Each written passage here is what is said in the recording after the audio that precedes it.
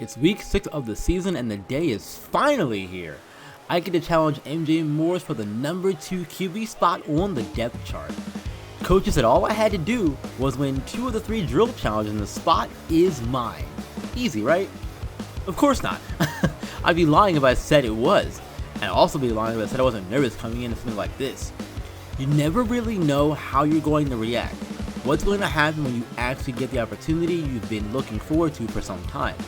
Even if it's not the starting spot yet. I know this is just the second step in my journey to see the field. There was a clutch moment in the option attack drill where it was 12 seconds left. I kept the ball and somehow managed to split the 2 defenders, then run all the way to the end zone for the score. That was the first time, I think, that I felt like DJ Big Play Dawkins since arriving on campus, and that wasn't even in a game. I won option attack, then it was on to pocket press. I'm lucky I got my 2 favorite drills back to back. After the option attack drill, I felt really locked in and comfortable. The environment on the practice field was crazy since all the guys were there cheering me on and watching us compete. It was a hectic environment, but I enjoyed it so much. This is what I wanted. This is why I came here. To push myself against some of the best players and develop my skills quickly. Not many people get to this point. If I wanted an easier road, I could have taken a scholarship offer from Northwestern, where I knew I would have been a starter from day one. But I didn't want to leave home, and I'm so glad I didn't. Before I knew it, the whistle blew, and I was being congratulated by the guys.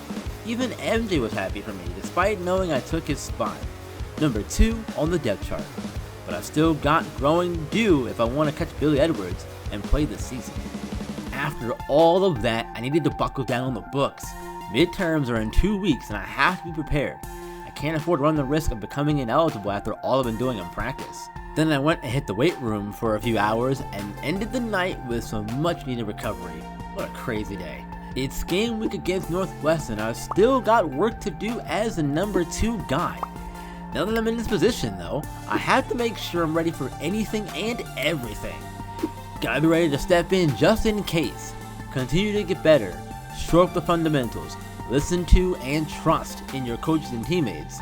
These are all things my dad said to me when I called my parents the other day to let them know I'm now a second string quarterback. They also reminded me that while I'm getting closer to starting, that they're so proud of me even if I don't get a chance to play this first season. As long as I continue to stay focused and motivated, I'll get there eventually. I needed to hear that honestly.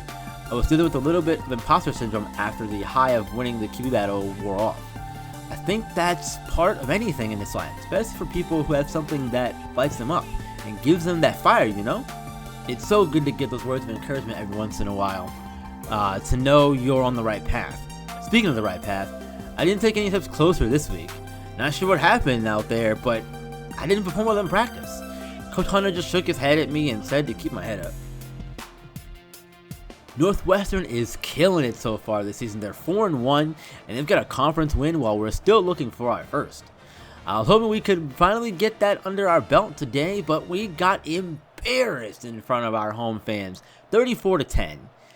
The offense was held in check, and our defense had a hard time slowing down Cam Porter, their running back, so we still don't have a win in the Big Ten. I'm not gonna lie, I don't even know why we're in the conference in the first place. We don't fit here. I'm hoping we go back to the ACC one day. Let's end this one on a good note though. To my surprise, Coach Hunter called me into his office after the game, and he said that he was giving me the chance to win the starting job next week. I didn't even know how to react because it caught me so off guard. In addition to that, Ms. Jones let me know I got straight A's on all my midterm exams. Let's go! A double whammy of good news. That's unbelievable. But I know what's at stake next week. A chance to become the starting quarterback for the Maryland Terrapins.